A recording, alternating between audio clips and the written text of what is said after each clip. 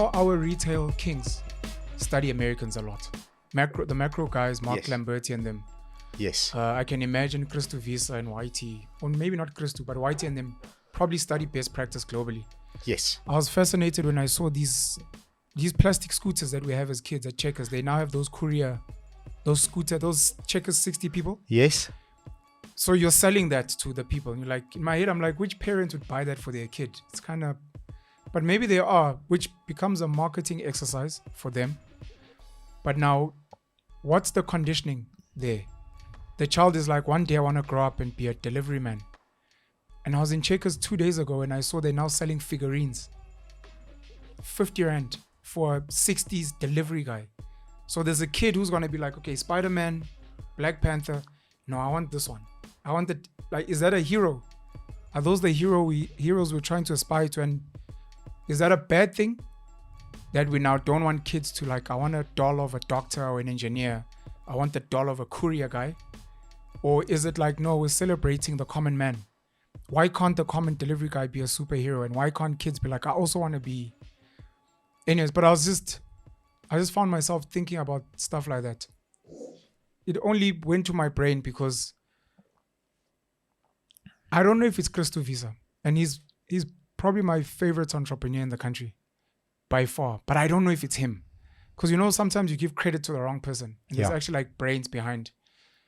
What Pepcore and ShopRite, which are his two most popular businesses, do is they don't make noise. They just solve problems. So when the spaza shops started becoming a thing and the foreigners came in, they came up with a brand, USafe. Yes. Serve townships and poor areas. They didn't make a noise. They even experimented with containers for USafe. The post office started going sideways. They didn't make a whole lot of noise. They just launched Pep Paxi. Everyone started delivering through them. UNISA at some point was struggling with courier stuff and they were like, you can drop off your UNISA assignments at Pep and we'll transport them to wherever they need to go. Like they constantly trying to solve problems, and that's what I'm trying to say. Like, I don't want to complain. I know there's money to be made, and I know capitalists sometimes destroy things intentionally because it makes them more money. But it's like these guys are constantly like, okay, let's say, what are the problems? How can we solve them? Let's solve them. Can we price? Let's price. If we can't price, let's use it as market spend. Outsurance and the guys who traffic control. We're not making money from it, but it's a feel good. Everyone is now, when they look at the brand, they're brand awareness. I'm not insured at Outsurance, but I love their guys. They make our life so much easier. And you're like, that's good enough.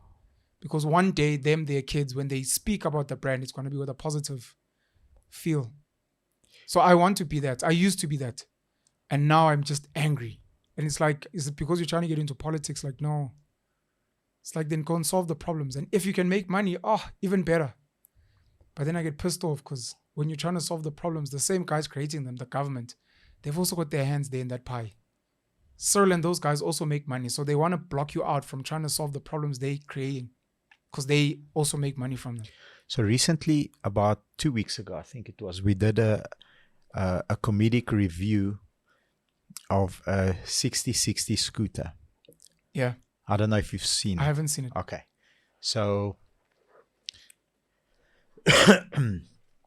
our angle is always to bring a whole bunch of satire into a demographic or a certain following of a car. For example, the MK1 Golf, I mean, that's borderline a religion. Sure. Okay, so there's a fine line that we have to navigate there to, get the people to laugh, but, take light jabs at them. Poof, just light jabs and see that we entertain, but we don't offend anybody. Yeah, without being offensive. Yeah. Now, sometimes it's very hard. And the one that we were most excited about was a V-Class. So the tender wagon. Comments. I saw that one. Okay, did you see that one? Yeah, the people were offended, by the way. I know. Yeah. But that's the thin line. And I said to Vince, the intention was so pure and so from a place of, I know this will get the people laughing and being like, I've got that uncle, that naughty uncle that bought a V-Class, but his wife and kids hardly ever travel with a V-Class. He's always moving around alone. I wonder what he's doing. And the Field Bar and the Blue Label whiskey and Conca, we brought Conca into the mix. Sure. So on the Checker 6060. Oh, by the way, most people loved it. Yes. So I think, in my opinion, it was probably 95-5. 5% were offended. 95% loved it. Yes. They said you killed it. So when we discussed it, and because Vince writes the script, when we discussed it, I thought, wow, this is a winner. And never. Is this still about the V-Class? Yes. So if anyone's offended, it's Vince. Yes, what you're Vince. Saying. He's off it's camera. It's Vince. We just want everyone to know, guys. It's Vince. We're just the talent. Thank you. Throwing people under the bus, under the V-Class bus. So no, it's the team, but mostly Vince. So if you're happy, it's the team. If you're angry, Vince. So we've got a council of elders that is different age groups and different races as well, to make sure that, listen, we family, you love us, we love you, and our intention is pure, and what we're trying to achieve. I mean, it's all about how do we get in this attention economy more eyeballs than the competitors, and how do we differentiate ourselves from everybody else. And that's the intention. Yeah. Sometimes, like with the V-Class really got, especially the night that we posted it, it got a lot of negative comments. And I was like, holy moly. I hope, this doesn't turn out into a disaster, which luckily didn't. Like you said, 95-5. Sure. But we bounce it off all the people first. And when we get the green lights from everybody, because there's been some stuff that we've said that, you're going to offend women, and you're going to offend women over 65. And you cannot say this about women drivers bumping cars the whole time, even though LZ off camera bumps 2 cars a week. We still can't say it, This is not a safe space. This is toxic masculinity. This is not a safe space. But to the 6060 scooter. So I'm gonna go back to what you raised.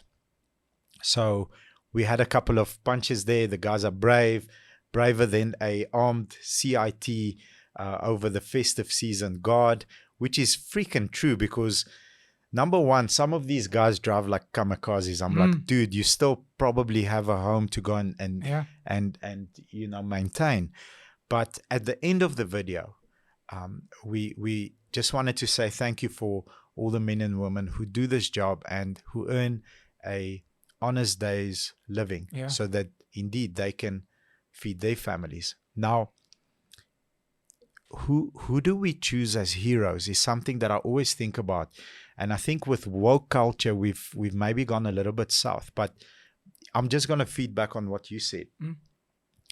I think a 50 Rand sculpture of a 6060 scooter, for me, represents a person that might have not had the best opportunities to go to a very fancy private school, and was exposed to a community which is affluent and wealthy, and so on and so on. But here's a real chance, if you are willing to work, and if you're willing to outwork the competitors who are the other 6060 drivers, of you actually earning a decent living. And I know some of them can earn up to 12, 15, 16, 17,000 Rand a month. And then eventually, pay off their bike, perhaps start recruiting other people to ride the 6060 scooters with them and become entrepreneurial. Sort of like, it reminds me of the early taxi industry, except without the violence. Sure. So that's how I see it. So I'm I cool hope with the violence doesn't come, by the way. I hope so too. Because when you're fighting over scraps, people tend to get nasty. Yeah. So I see it as an opportunity for people that were perhaps underprivileged, in the sense that we didn't have exposure to a very good school, a very good high school, tertiary education, being able to go and attend classes, modules. But what we can do is we can deliver, and if we hustle. So I like the hustle muscle. And the young man that allowed us to use his scooter, I could see in his eyes, he was probably, what do you think, like in his 20s, maybe early 30s. The guy was excited, man. It's not a guy that was, sort of shy. He was excited and may I ride your scooter? Of course. And he was helping me with the thing. So I could see he was proud to say I earn a honest income and I get to deliver to my family as well at night. So I like the concept. I think it's freaking awesome. I think it creates a nice competitive environment for the people that want to get into that sector. And I believe from a capitalistic point of view, if I'm going in there, there's plenty of opportunity. I'm going to scout out, okay, you lazy, you come to work late, you're a real competitor, so maybe I should recruit you. Me and you can go and recruit 4 or 5 other guys. So I think there's real opportunity. I believe it to be a very cool thing. Elsie, is this going to go on camera? Yeah. So we're giving like Checkers and those guys free mileage. Do you guys sell scooters at Midmac? No, we don't, unfortunately. So we can't even use it to market. Anyways, yeah, Christo Visa is one of my favorite entrepreneurs, man. And it's not just him. I know he's got a small stake in Capitec. Yes. Which is under PSG, founded by Michael. Yes. Leroux. Leroux, yes. Leroux is the surname. And at some point, Rian Starson ran it. But I know Yanni Mouton runs PSG or ran PSG. I think his son is going to take over. These are guys that are trying to solve problems. And I know off camera, I spoke about Oranje. I don't know if maybe we'll start there. But Afrikaans people, and always I'll keep getting hammered for idolizing Afrikaans people, but they're very much about rolling up your sleeves and getting things done. And outside of the emotions of apartheid and racism, of which the legacy of apartheid is still real today, and racism is still rife, if you're going to block off education and inspiration purely based on that, you're not going to get anywhere. Oranje is a very triggering town. And I know I owe US Strijdom, who's the current leader there, a visit, which I'm hoping to do. I hope when I go there, Karel Boshoff will also be there. I'd like to meet him as well. South Africa needs more Oranjes. I literally posted this on my IG stories on my way here. We need like 20 per province. And for me, the idea of Oranje, I hope Christians are not going to take offense, but it's like a Noah moment.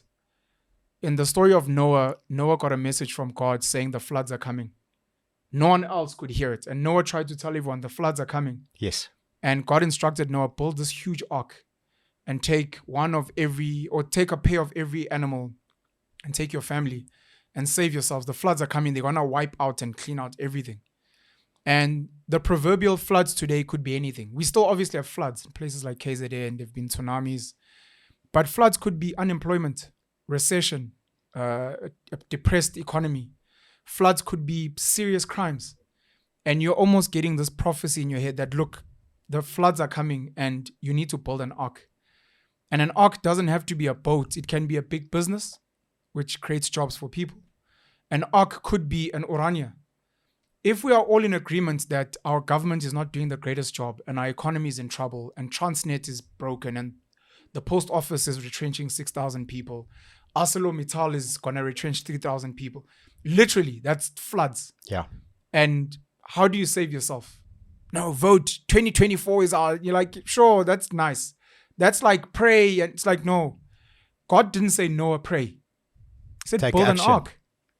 So I think it may have been for the wrong reasons, maybe the right reasons in retrospect now.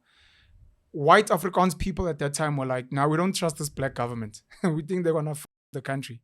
And they built Oranje. At the time, racist act. In retrospect, now we're like, maybe they were onto something. And it's not for white people, it's for all South Africans who actually care. To be like, let's go and study Oranje. Let's all agree. And again, I apologize to Joost because I know he's not going to like me saying this. Let's all agree it's white-only town, which they're not. Let's agree that it's a Afrikaner racist town, which it's not. But let's agree so that we've gotten the emotional stuff out of the way.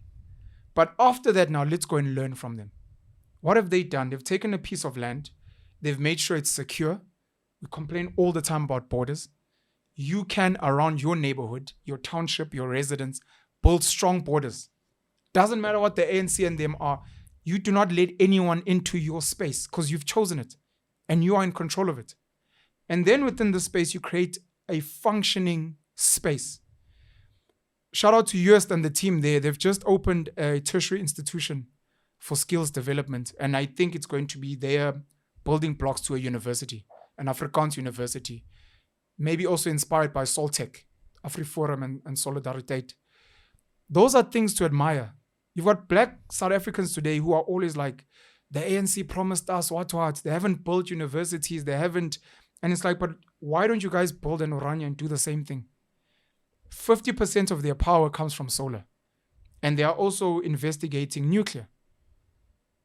They are taking their destiny into their own hands, and they're not waiting for the heavens, which we call government today, to deliver, because it's been proven. So it's like, we will do it ourselves. Self-doing. We're going to roll up our sleeves.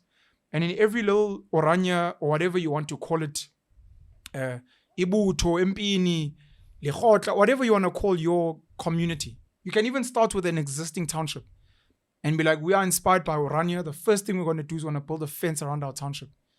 And then we're going to start controlling who comes in and out. And then we're going to dictate who gets to run business here in our township, and who gets to have the tenders, and who gets to do these things as a way of protecting yourself from the floods. And the other beautiful thing about Oranje as an example, which a lot of black people who are offended don't understand, is there are so many young people in Oranje, because they are building this town, who are learning real skills on how to build a town in real time, how to build a city, how to build Dubai. I was in Dubai recently. Maybe we'll speak about that. And once you have that skill, you can go anywhere in the world. You'll be in demand. Everyone will ask you, how did you guys manage to go off-grid? How did you guys build an institution? How did you guys manage to do this? Because you were there, you built it. Versus other people who are just sitting complaining. Let's say our economy turns around and things get better. What have you learned in the last 30 years? What skill have you acquired? Or is it going to be a matter of South Africa is going to become better because Russians are now running it? Because the Chinese are now running it? Because the Americans are now running it? Which means you didn't learn anything. And when they come in, you're just going to be begging for jobs again, but you don't even have skills. But now if you take your township or your suburb or whatever, and you're like, we are going to emulate Oranje, we are going to sit and have community meetings and go off-grid. We are going to make sure that our water's sorted. We're coming up with water problems now. I know Eskom Sepush also starts reporting on water, something that some of us have been speaking about for the past 3 years, water shedding. That's horrible. Yeah. Sorting out our own water. And you can even go deeper, where Oranje's got its own currency, the Ora. You can have your own currency. You can make it crypto, and you can decide on its value. And you can trade with the rest of South Africa and the rest of the world. And when people say, no, but it's, and you're like, oh no, we don't trade in the rand. We actually trade with Hong Kong, and our currency here in Stellenbosch, our currency here in Umhlanga is worth more than the rand. We get more value. If we sell a cow in Umhlanga, it's priced at 50,000 rand, whereas the rest of South Africa, it's 20,000. Our stuff is worth more, and people know if you're getting it from Umhlanga, it's a good quality piece of beef. I know if it's coming from the Stellenbosch wine farms, it's a certain type of wine. It's not coming from Alex. So already our currency here. So why must we deal with the rand when the rest of the world already knows we have a cryptocurrency called the Alex dollar? Yeah. And we trade in it. And we can actually spend, we are stronger than the rand. People in South Africa have to like import from us because we've got good quality water. Maybe you've got a spring or whatever the case may be. So we really need to look to Oranje, man. And I implore specifically poor people, and this now is speaking to black people and it's speaking to coloreds. Let's accept the emotions, like I said. Whether it's true or not. It's whites only, it's Afrikaans, it's racist. Sure. Happy? Okay. Now that we've sorted that out, can we study Oranje now? Yeah, but yes, we've already agreed on that. Let's study the model. And how can we learn from what they've done? Because we idolize America. America was built on slavery. We idolize Europe to some degree from an economy. Look at how Europe was built. We idolize China. China was built on counterfeit goods. Hong Kong. Yeah. And it was built on labor exploitation, sweatshops. Yeah. So they had atrocities, human rights violations, and fraud and counterfeit goods. And it's like, but outside of all of that, you're still willing to learn from them. So let's learn from Oranje, let's learn from Afrikaans people who are maybe for the wrong reasons doing their things, but the bottom line is they are doing the things. In practical terms, just want to bounce off that.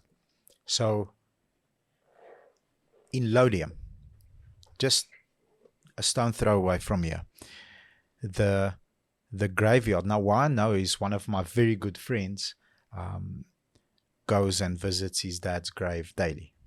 Okay, he said this to me, so it's secondhand information, but it comes from 100% reliable source. The government tended to keep the graveyard clean is a big number. It's like 70,000 rand, something like that. The government tender, or the council that is supposed to clean the area. There's a budget for it. There's a budget for it. Obviously, it doesn't get done. Nothing gets done. So they don't ever show up. There's no fixing of fences. There is no cleaning. There's no sweeping. Nothing gets done. So that money goes to someone. So what they've decided to do is they, as a community, as a couple of leaders there, they said, okay, we'll pay this company, private company, X amount every month, and they'll maintain it. So that works. Out of pocket. Out of pocket. That works. Out of another Indian community in the Vaal Triangle, Roshni. I know Roshni. It's close Roshni? to Didier. Yes. We have a family farm there. Yes. Yeah. Yes. So in Roshni, I've got a couple of friends and a very good friend that lives in Roshni as well. I know I don't think it is as complex and as defined as Oranje with their own currency and everything, but I know they take care of their own security. They take care of their own potholes, cleaning of the streets, maintaining of infrastructure through the community. Yeah. So there's a levy that each person pays, and there's a accountability method or system where this company takes care of the security, and they have to hit certain KPIs. They have to, dot the I's and tick the T's over. So I think leadership, there needs to be a strong leader to solve for these problems. To say, okay, this is the community. We're praying to the government, which True. I think... Give us our daily bread, ANC, which is a grant. Yes. Yeah. So, and I want to go macro as well. I know you come from a first world country visit now recently, and I don't think it's fair to compare Dubai, and I've never been, but I'm gonna give my opinion. Sure. To compare Dubai to the rest of the world, because Dubai is just a very unique. It's a unicorn. It's a unique situation, Yeah. but compare it to a France or an Ireland, South Africa. The governments there are also broken. There's also corruption. Sure. America is broken, corrupt. People don't know that. I was looking at homeless people in Los Angeles. It's horrible. It's horrible. Yeah.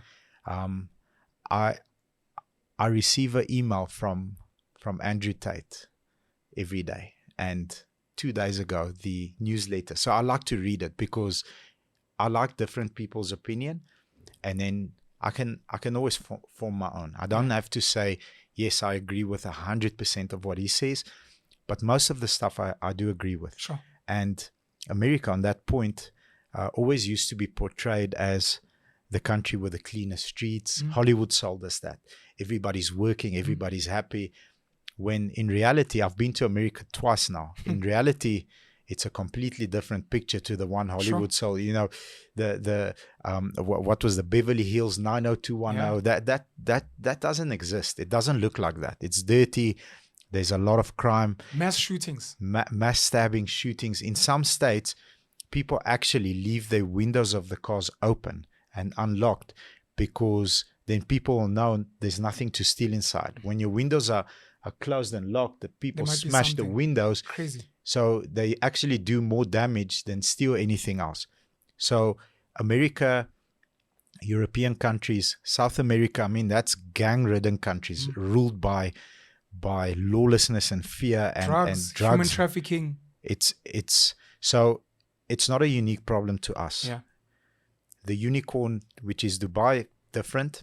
But considering that, as a leader, somebody in a community needs to say, okay, these are the 5 things that we can, low-hanging fruits that we can immediately pick off and solve for. And I believe entrepreneurs and leaders can do a much better job than the government. Recent video I watched, and I can't remember where I saw it, but it was comparing sending a kilogram of goods to space at a cost what NASA can do it versus what Elon Musk does it. And it's 10 to 1. Crazy. 10 to 1. So the cost that a private company started by an absolute psycho. Absolute psycho. Yeah, absolute psycho. That's why we love him. That's why we love him. I don't know if have you read his recent autobiography by Isaac Walterson? I haven't. The old timer that was sitting on a podcast recently. Yes. No, yes. I haven't read it. It is. It was our company book of the month, and we had our review. It was yesterday, 7 to 8. And normally we'll give a business book, and then everybody sort of takes away 1, 2, or 3 things. We all agree, and it's a nice meeting. I love those meetings. We have one specific individual that always bashes me and Vince, that says, "Yeah, this is a shit book. I learned nothing." I love that individual. Whoever that is, shout out to you. I'm like, geez, man, I'm gonna stop inviting you. You're making us look bad. But this specific book, I was like, I sent out one link, but it seems like people read like 10, 12 different books about him. But taking a look at how much it costs the taxpayer to send something into space versus a privatized company at 10 to 1. It's 10 times cheaper the way that Elon does it and more successful than the way a government does it. So I think the point I wanted to raise is most governments are broken. Sure. I think 99% of governments are broken, including South Africa. Yeah. So a leader in a community has to stand up and say, this is enough. This is bullshit. We're going to form a Orania or a whatever the location is that you want to. Stain City, Waterfall City, Philadelphia Arc, whatever you want to call it. But my question is, then it becomes more technical, because I've never been to Orania. I've never researched it. You're very interested in it. Sure. So I want to pick your brain. How does one create a currency? How does one not depend? Obviously, it has to start off slowly, but how does one not depend on the outside world? Yeah, I understand exploring nuclear, but who funds that? Sure. How do we generate taxes? Can we pay over our earnings, our VAT money, our tax money into a separate account? How does that affect your ID number in terms of SARS? These are the questions that I have for you. No, it's great questions. I don't have answers. You must go ask the guys at Orania. I've got a few points from what you raised. The first one is the graveyard. The second one is Nhlanhla Lux. The third one is Elon Musk. I forgot what I wanted to say about Elon. He's a psycho. Absolute psycho. And we love him. Yeah. Speaking about the graveyard, I live near West Park Cemetery in Johannesburg, which is near the Johannesburg Botanical Gardens. Stunning cemetery. Some cemeteries are very well managed and maintained. I think the Fourway is one as well. Beautiful. Stunning tall trees, very organized, serene. It's like a cemetery that you see in a movie. But even in that cemetery, because I walk there regularly, I'm one of those demonic people that walks around dead. At night?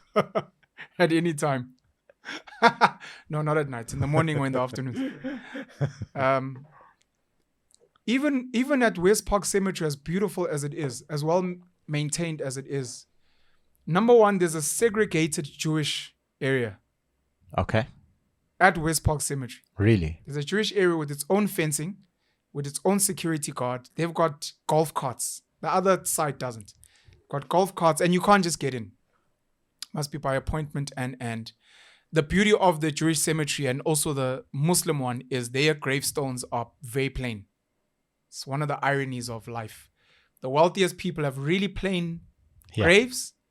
The poorest people, of course, Black South Africans have got the most flamboyant graves, which kind of makes sense because when you've been struggling for so long, you want to have like that one little moment of at least we celebrated his death in a grand way. How do you feel about that? I'm privileged, so my opinion is biased. I don't need validation from nice clothes and a nice car. I wasn't called a K-word all my life to a point where I want to prove to white people that, look at me now, I'm rich. I think a lot of black people, poor people, not just black, all poor people struggle with validation because they've struggled for so much. So they look for it in pockets. Can I, something just came to me, please. Sorry to interrupt you. I'm sitting in Cape Town at a house that is owned by a friend of mine's family. Sure. And a family member of his comes to this house. But this is probably a 25 million rand house. These are your friends? Okay, friends, yes. Oh, I like your friends. And she comes to me and she says, can I bounce something off you? But we grew up together in Pretoria. Yeah. So the family, the dad did very well overseas and he saved up money and he built up a beautiful home, holiday home for them. She says, I want to bounce something off my partner, my husband, who doesn't come from the background that she comes from. Okay, so I don't think it's a black culture thing. I think it's more a conversation around your growing up, your circumstances. So just park that for 1 minute because Sure. I want to challenge you on that. What are you challenging? I'm going to challenge you now. No, but what are you challenging? About validation and having nice things to validate that, listen, look, I've made it. So the young lady grew up in a very wealthy family. There was no problems. Yeah. First car, I remember it was a Golf and everybody was like, oh, brand new Golf, city Golf. Yeah, it just needs mags, mud flaps and a drop suspension. And she's a girl, so obviously that didn't happen. But we, as youngsters, we're like, you must put mags. We want to see mags on this thing. But so grew up extremely wealthy, never wanted for anything, but is not a flashy person. She's a very conservative person. Yeah. Okay. Married a very nice man, had kids. He worked his butt off to become a captain of a ship that transports goods. Crazy. Okay. Works in Dubai for a Dubai company and now works on a yacht owned by the royal family. Hey. One of many. Okay. So now in his 40s, financially he's doing well. So she bounces this off me. She says, he bought himself a nice car. Now the car needs to have a roof rack and a roof tent because he enjoys camping. And then he's splurging on all these things which I don't think are necessary. And I said, okay, not necessary. Why are they not necessary? She says to me, because we need to rather take that money and invest it in a either a flat or something that generates income for our boys because they've got two beautiful young children. Yeah. So I said to her, here's my opinion, because I also grew up poor. When you start making money, you need to show yourself that you can now buy these things for you. So him growing up in a poor environment, every time someone bought a new car, it was an event for him. Sure. So, my uncle bought a new car. Everybody gets together, celebrates the car. When you got a brand new car, it wasn't an event. Sure. Because it was like, here's a car, now you get to travel to university. Here's a tool to move from A to B. Correct. Yeah. So as much as respectfully you did celebrate that win, because now you've got a car, it's a different level of celebration. Correct. That he has to go through now. It has to happen now. It must happen. Because then he validates himself as, I'm worthy. I can do it on my own. It wasn't handed out to me. And now I can carry on. So eventually, that phase of his life goes away. For me, it was this. I was chasing 80 cars. For me, 80 cars a month at a dealership was like, it was the unicorn. Sure. And I said to myself, at 80 cars, I'm going to buy an M5. Which is probably the most stupid thing a 20-something-year-old person can buy himself. But at 80 cars, I bought myself an M5, a silver one. And it was just validation to say, I am worthy, even though I grew up in a village. This makes me part of the conversation, and I did it on my own. Now, a salesperson, very famous salesperson in our company, wears LV shoes. Now, for me, LV shoes are like, what's wrong with you? 14, 15, they look cool, but like I wouldn't even wear them outside my house because they'll get dirty, because they've got like white on the side. How do you keep those things clean? And for the longest time, people that didn't grow up in his environment were like, yeah, why would he buy Gucci shoes and LV shoes? 14,000 Rand. That's a waste of money. Yeah. That's a waste of money. Why would he do that? So I said, it's not a waste of money, because when he achieves that validates the hard work. Because for him, having shoes at one stage of his life was not a right. It was a privilege. So I want to challenge you on the, us as black people or white people, I want to make it rather in a upbringing or a financial situation that white people find themselves in as well. Then when they start making money, that's a means of validating, I'm worthy of this. I'm worthy of a fortune. I'm worthy of, and then, looking from a different angle, yeah, but he doesn't need a Fortuner. Our car is fine. We've got a Terios. What's wrong with our Terios? He doesn't need a Fortuner, but he does, because that validates his hard work and his achievement and his worthiness in his mind. That's all I wanted to say. So no, I agree with most of what you said. And I did try to say poor people, not just black. In this country, unfortunately, most poor people are black. And when you look at other races, the majority of other races tend to not be poor. I come from a black upbringing. I'm a black man. So I tend to have a right to speak about black people in uncomfortable ways that other races kind of are not allowed to. Agreed. Which is why I'll speak about our funerals and our weddings, etc. So West Park Cemetery, the stuff you were saying is triggering me to speak about a lot of things, but I'm going to try and not say anything.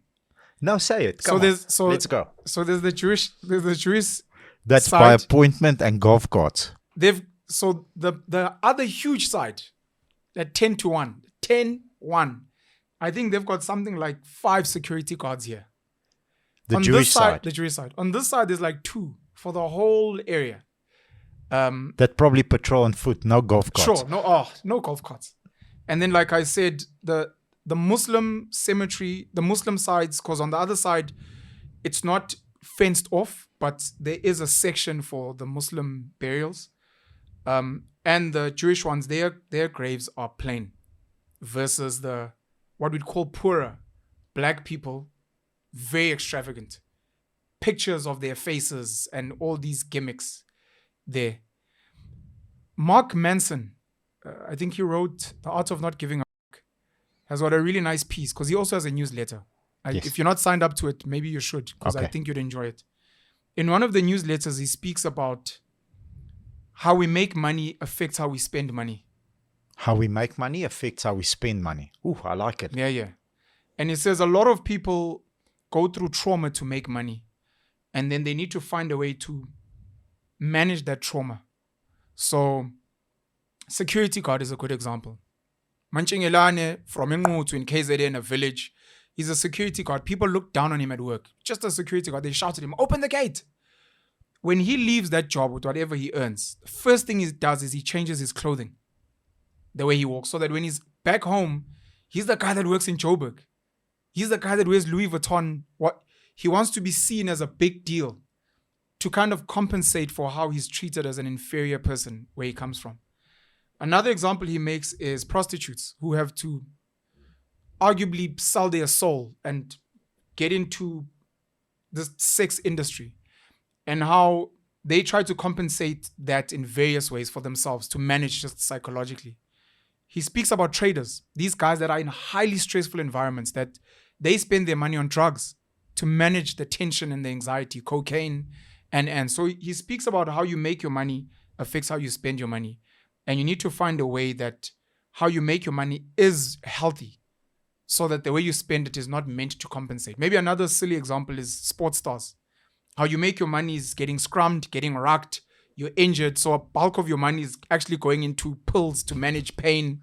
It's going into surgery. Like literally how you made your money affects how you spend your money. You have to be in an ice bath. You have to go to physios and chiropractors just because I make my money through being punched in the face at UFC.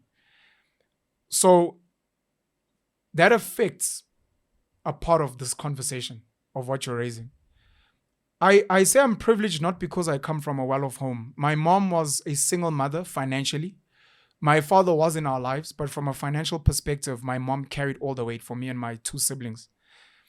She was a school teacher, and she had to do extra jobs, extra hustles on the side to allow us to go to nice schools. But I never wanted in my life, number one, I didn't think money was important because we also raised money's evil, etc. I never wanted money to own me. And it's been very nice listening to, you look at Elon Musk as an example. Elon Musk went and he bought a sports car after I think they sold PayPal. Yeah, McLaren, and he's there with his first wife, excited, and Sure. that video's viral, yes. So he went through that to a point where later on, I guess like a Richard Branson, he can walk barefoot. And he can be like, I'm selling my house. I'm going to live in this little container thing. He went through that, what you're speaking about. You've got Jim Carrey, who's known as saying he wishes everyone could become rich and famous. Everyone, so that they can see that that's not what's going to make you happy. So they went through it to realize that it's not the thing. But they were also speaking from a place of privilege. Because for some people, realistically, like having a Ferrari, it's nice. Absolutely. It's like, yes, when I initially got it, I wanted everyone to see that I have a Ferrari. Yeah. But now that I'm buying my 10th one, people don't even know that I have it. So it's actually not for people anymore. Because I just love the car, the craftsmanship, what it represents. Enzo. What's the guy? Enzo Ferrari. Enzo Ferrari, yes. It's the story of Enzo. It's for me, it's for that. Yes. I've had to explain to some people about even the rappers. So when you're defending that guy with the Louis Vuitton sneakers, when the rappers buy the chains from Jacob the jeweler, and you're like, this is so clownish. Black Americans, they used to be slaves wearing chains, and now they choose to wear chains that are in gold. It's clownish. It's ironic. And for some of those guys, it's like, it's not ironic when an Olympic sprinter wears a medal. This chain represents when I sold 1 million copies of something. And it was a gift for me and it's a prize. To you, it's a chain and it's reckless. This dumb black guy should be investing in property. And it's like, no, I understand. But considering where I was and where I am now and what I've achieved, this chain is more, you can give me all the property that has great ROIs. It doesn't have a special place like that chain. That chain reminds me of getting out of the ghetto and the time I bought my mom a house. And the time I know my dad's always wanted to be in an M5. And I'm like, Nintwana sekasi, mpume deep sluit. And Itime Alam is always, when he sees the M5, he treats the people in that car like gods. I wanted my dad in that car to be like, today you're going to be God. So you'll never understand what this means to me. May not make financial sense and the people we're speaking about, the Jewish people, the Muslims, they splurge, boy. People that don't know, if you don't know, we need to let you know. Especially, Jewish, the kids especially. But it's a different type of splurge. It's Jay-Z's story. Jay-Z as well. I wanted to touch on it because there's a photo of him wearing a chain where he's worth $100,000. Yeah. And then, but he looks like, man, he's on fire. Come on. He's extravagant. I'm a business. Flashing. Man, do you know my cars? Yes. Yeah. And he's worth $100,000. And then there's one where he just plain t-shirt, no branding, where he's worth a couple of $1 billion. Dreads, looking dirty. But my question is, and it validates my question as well. When you don't know the feeling of having a chain and you can finally afford to buy a chain, I think that step, that sequencing can't be jumped over. So you believe that? I really do. I think it can. So anyways. I really do. I'm going to tell you a bit about my story and why I say I'm privileged, even though I don't come from privilege. So even the Jay-Z story, as you're saying, you get to a point, DJ Smooth's gone through the same thing and he's spoken about it. Rolls Royces. He used to live, I think he had an Aston Martin, if I'm not mistaken. Or it could have been a McLaren, I'm not sure. But he also flashy suits to a point where he went through that, which you're saying everyone should go through. And he's at a point now where people laugh at him. He hugs trees, he has dreads. They're like, why doesn't he clean up? And he's at a point where he's probably at the wealthiest he's been in his life. He doesn't own a car. It's like, I don't need that validation. I've gone through it and I'm good now. DJ's Boo, I've got your back, brother. We need to get into contact and we need to get into some nice wheels. So some people go through that. Now, for me, having studied all these cases, because I'm a fan of psychology, I didn't want to do that. I didn't want to go and buy the nice car and get the nice house so that I can get the peace. Because the reality of it is a result of circumstance and sometimes of people, which means as much as it's for you, it's not for you. I want to show black people it's possible. This is black excellence. I want the black child. And you're like, this is because at some point there was a pain and a trauma and an oppression. And I understand the psychology, but I'm like, you don't need to go through it, because many people get stuck in the trap of wanting to prove and they never get out. Now, for me, with black people, and specifically the graveyard example, it's for many generations, years, we have been hosting huge weddings, huge funerals. Some argue in African customs it's because of Ubuntu. It was a village, so it becomes a village celebration, which makes sense. But even in that story, the village wouldn't come with their stomachs. The people would come with the goat, with the cow. They'd come with cabbage. They'd come with spinach. They'd come with pumpkins. They'd come to contribute to the feast. Today, you've got poor black people in a money world having to borrow money at interest to try and dignify your death. Whereas in your life, you were poor and struggling. That money could have been better used so that in future, you actually earn the big funerals. And then you choose. We're billionaires, but we'll just have a little tombstone. It's fine. My grandfather wasn't really into but we can afford it. You'd rather take that money and invest in that, and you'd rather heal removing black. You'd rather heal poor people so that they don't need to go through that, because too many of them go through that and never get out. And sometimes that buying the M5, because it's that little salary that they got once and they bought it and they flossed, it gets repossessed, they never get that job again. It messes them up. Whereas they could have done things better to a point where you can now comfortably afford the M5 cash. And you're now choosing to be like, no, I don't need to. But all the arguments hold water. So I will not argue against them, because it's very fair, and it's a moment. It's a moment. I've seen it live. Families crying, mothers praying in tongues around a car. I'm like, what the fuck is happening? But again, it's privilege, because in my own journey of life, there's something called what do you bring to the table, normally in relationships. So what do you bring to the table? No, my man has a lot of money. Do you see what I look like? I bring me to the table. You're like, okay. I had to, when I used to judge guys who wear flashy clothing, have nice cars, and they flirt with girls and they mac on girls using that, I had to take a step back and be like, maybe this is all he has. Maybe this is all he has. I come with my nice words. Yo, when you look at the state of the economy and politics, and I was in Dubai last. Oh, Penuel, and the girls are like, oh my gosh, oh my gosh, are you with that Penuel guy? That's what I bring to the table. Clearly, yeah. When I was younger, like, this English thing is not working out. Maybe I can try with an M5. But that's exactly what. Even the V class, even the V class with the tenders, with the tenderpreneurs. Yeah, a lot of these tenderpreneurs are not guys that come from well-off homes. It is not guys who did amazingly well at school.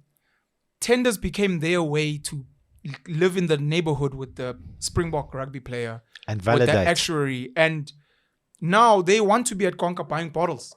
And for some of us, it's like, it's stupid. Tenderpreneurs should be building institutions. Tenderpreneurs should be investing in. But to what you're saying some of them have to go through it. The hope is obviously afterwards they're still going to make more money, and they're not going to be stuck in that. The cycle is quick, and you're right. It's a quick validation. It's like, why don't we produce local superstar soccer players? Yeah. Why? I think I know why. Because, the dream is to go and play for Chiefs or Pirates and buy a nice GTI and party. Yeah. We're not selling the correct dream. And you get caught in that trap.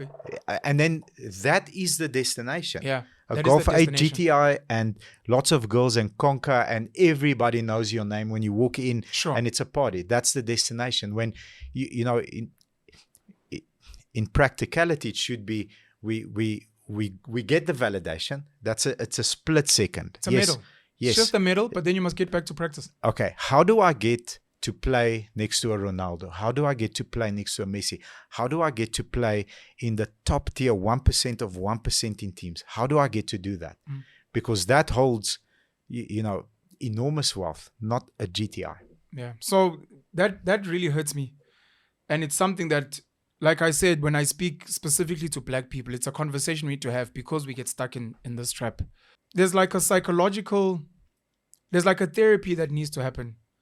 This is what I wanted to say. I spoke to a lady once. She had a fantasy. She was an employee, working in a good job.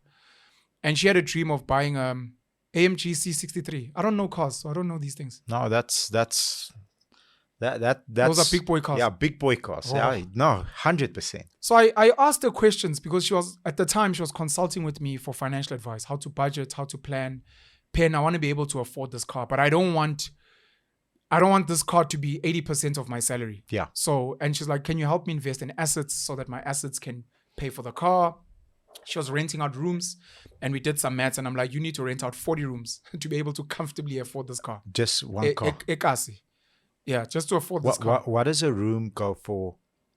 Each room? It depends on where you are. It can go from 500 at the lowest end to places like Alex, which are high demand because they're close to Sandton. And if it's got an ensuite bathroom, because sometimes you have to share the bathroom with all can go up to 2.5, 3, 3.5 in the township. But then their rates and taxes are very different. Many of them are illegally connected, so they don't have to worry about electricity. So their cost of operating the units, the cost of building, they don't need official town plans and those things. So their cost of operations are much lower. So if you're earning 5,000 from a rental unit in suburbia and 5,000 in the township, understand, you might get to keep 4,000 in the township and maybe keep 500 to 1,000 rand in suburbia. One of the things I said to her after she explained why she wanted the car was, this is my recommendation. As regularly as possible, go and hire a AMG C63 for a day, 2 days, once a month, once every quarter, and drive it and own it. Experience it. It's yours. And after you've hired it 10 times, you must then be like, I really want this car. Or you must be like, hey, the fuel here. And when I parked and my stress levels were, it's like, nah, I actually think I'm good, eh? The other reason I'm privileged, besides what you bring to the table, which is my mouth mostly, I don't have friends with houses that are worth 25 million. Yeah, it's only one. But I've got friends. Oh, it's only one? It's only one. Oh, I've got friends with houses with 2.5 million, maybe 5 million. And I've had the privilege of being in their spaces, which is not the real thing. It's not. So Usain Bolt gives me his Olympic gold medal and I wear it and I take selfies. What's up, guys? It's me with the... It's not the same. But I found that I could quench my thirst for anything in that way. And when I'm in that space, I'm in your home and then I'm watching your workers and I'm asking, how much do you pay your helpers? And you tell me, oof, how much are your rates? Oof. And then you're like, yo, the roof is leaking and the guy quoted us like 17,000. I'm like, yo. And the gardener and to a point where today when if someone were to be like, would you take this house? I'd be like, I can't afford it. No, for free. I can't afford it. No, it's a free house. The rates and taxes and the upkeep of that house, I can't afford. That's what I mean. You want to give me a Ferrari? I'll sell it. Yeah. I can't afford the car because I understand there's a cost to keeping some of these things. And that's now financial literacy. But I get to sit in a Ferrari at any given time. I get to wake up in a mansion. I get to fly first class. I get to go to the best cities. And for me, it's good enough. I don't need to own. And I think that's what happened to what you're saying about the quick validation. I think that's what happened to guys like Elon Musk and other people. They're like, oh, this is nice. Now it has to go for a service. Now it has to go for a wash. Oh, who scratched this thing here? When I see your Ferrari, I get excited. When you see your Ferrari, like, it needs to get serviced next week. I'm so annoyed. You will literally think about different things. That's why I love spending time with you, because you've got a totally different perspective on things most of the time. So really do. And Jay-Z went into artworks, which is meant to be like the self-actualization of the Maslow's hierarchy, which I think artworks are just tax avoidance, tax evasion. But look, they're nice and they're a nice story to tell, and they make you seem cool when you own. It's Louis Vuitton, but on the wall. On the wall, yes. Where people see it and they think you're a big deal because, I think Ferrari, they have clubs where they meet each other. What do you do for a living? What do you do? Yes. It's a network. I met a guy, in America. In America, like a year ago. And everybody's like, what do you do? Used cars, South Africa, between the lions, laughing. And what do you do? He says, I sell access. Like, shit, access. Access, yes, access. Access to what? Yeah. Access to a club. What club? No like, what access to what club? He says, no, I sell access. That's my job. I do very, very well. He's a Ferrari salesman. So I said, explain access. So he said, when you buy a vehicle from us, I don't need to sell you the car because the brand has done a phenomenal job selling you the car already. Yeah. What I focus on, what do you do? So he told me a story about in America, they're called realtors. So a guy that sells property. Yeah. So the guy stops there with his AMG and parks there. So the guy says, that's a S65. It's 1,000 Newton meters, 450 kilowatts. That's a beautiful machine. Mercedes-Benz. It's a very nice car. I say, yeah, looking at this Ferrari, but the guy's a bit older now and he's tall and he's a bit overweight. So he struggles to say the S-Class is like a lounge suite. You just jump in and you go wherever you want. The Ferrari is small, cramped, low. Says, when you buy this vehicle from me, twice a month, you'll be able to attend events of Ferrari owners who, by the way, also buy property, expensive property. And there's about 300 members, active members. And it was in Miami, close to Miami. And these people like to hang out at golf courses on a Saturday, twice a month, or wherever they drive to together because they want to hear the cars. And guess what? You'll be able to get to hang out with them at a low cost of whatever the car costs. It's cheap. Access. It took me a while because I loved schooling and I never got the hype of private schools. I didn't like schooling, sorry. I could barely read, at the age of 17. I can't read spreadsheets still today, but anyway, yes. I never got the hype with private schools because when you come from a poorer middle-class background, the idea of a private school is the best teachers. Yes. The best facilities. I'm going to be able to study actuarial science, medicine, engineering comfortably. I'm going to breeze through university because I went to a top private school. And then again, what do you bring to the table? So I didn't bring money, but I managed to get into the spaces, access of private schools and private school kids. Michael House, Hilton, Bishops, St. John's, St. Stithians, Kingswood College, top schools St. Andrews, in SA. DSG, St. Mary's, St. Anne's. We can keep going. You get into these spaces. My first fascination as a young person is I want to meet the kids. Because when I meet them, obviously, they know more English than me. They get 100% for everything. I doubt it. So that's my thinking as a kid. They probably get dropped off in a helicopter to school. When they go on a holiday, they have to go and check up on their businesses, on their property portfolio that mom gave them when they were 12. You meet these kids and you're underwhelmed. So I'm like, okay, spoiled maybe. Or maybe they're probably keeping secrets. It's secrets. You can't tell me what happens at your school because it's so prestigious. You can't share it. So what are you guys doing at maths? Oh, I'm not sure, like algebra. Come on, bro. Please, I'm begging you.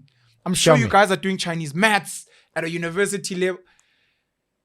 And you realize there's none of that. None of that. Then you go to their facilities, which are great. But then you compare them with top Model C schools. King Edward School, Cares, JP Boys, Grey High School, Westville Boys, Westville Girls, Affis Macy's, Affisians, Waterkloof, and you're like, no, man. These facilities, some of these government schools have even better facilities. They've also got indoor pools that are tennis heated, courts. They stuff, also do rowing. Selborne College, you're like, someone's lying to me somewhere. Then you're like, okay, maybe it's the parents. You look at the parents, and some wealthy parents, send their kids to government schools because they like the school. They were all boys, all girls there. Yes. Then I realized after a while, Ferrari, for the cheap price of 5,000 Rand, 10,000 Rand a month, you get access to certain people that make certain decisions in this country. And your child gets to make friends before they're even aware of the world and how it works. They will make friends that in 20 years will sign them a 20 million rand deal. Friends that will bail them out of jail when they're in Russia because they're up to mischief and they like snorting cocaine with strippers. That friend is going to be like, fuck, Jared, what the fuck were you thinking, bro? I'm sorry. She was hot. She was fucking speaking Russian. Her boobs. Bro. Like, you fucking asshole. It's cool. I'll speak to my mate. These stories are so detailed. I'm just saying. Like even, what was the temperature like that day? If you give me 28 Celsius, then I know you were there. You know, we watch movies and you watch movies. So we watch movies. You come from poor middle class. You watch movies and then you get into the real world and then you start seeing the movies. Yes. And well, my opinion at least is wealthy people are very boring and lame and not creative. And they copy what they see in movies.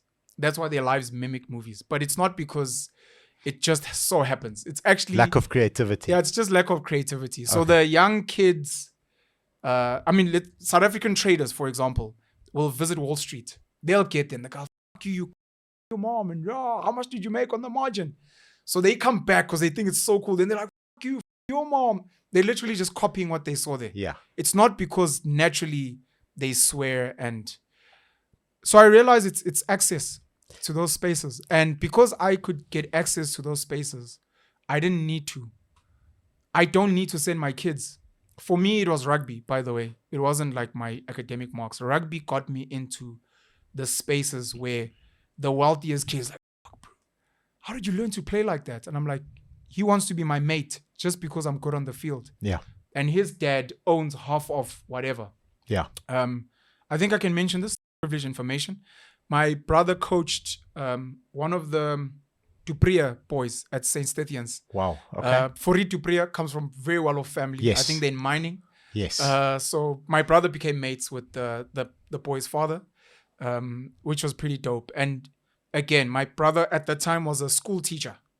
Okay. But he's a school teacher at St. Stithians. And because of that, he now has access to certain people. But you're a school teacher. You're just the tool. You teach my kid maths.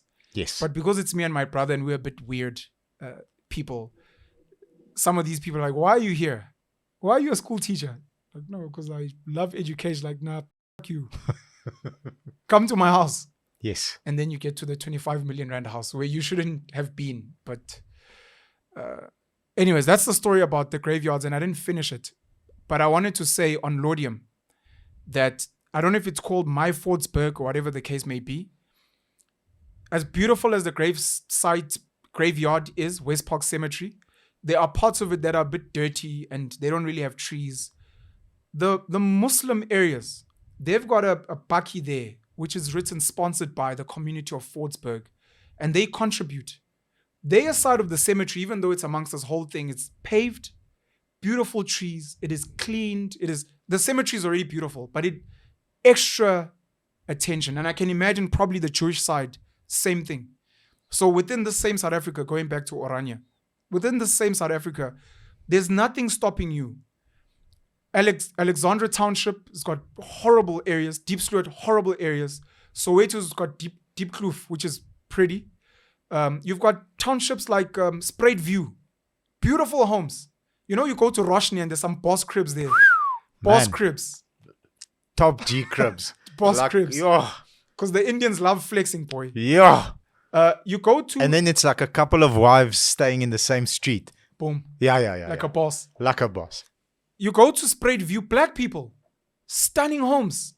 Manicured gardens. You're like, no ways, bro. Yeah. So even within this country, you just need to make a decision. Now this flows to the second part of Nhlanhla Lux. When Nhlanhla Lux created Soweto Parliament, I found it as a beautiful initiative because I was like, I can't wait. I can't wait for him to elevate to, let's say, like a Oranje, where we're going to close off Soweto and we're going to run it almost like an independent country.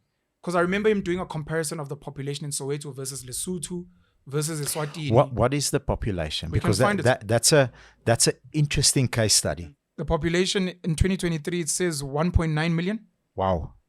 It's so huge. 2 million. Let's say 2 million. It's huge. Population of Lesotho, 2.2 million. Population of Eswatini, 1.1 million.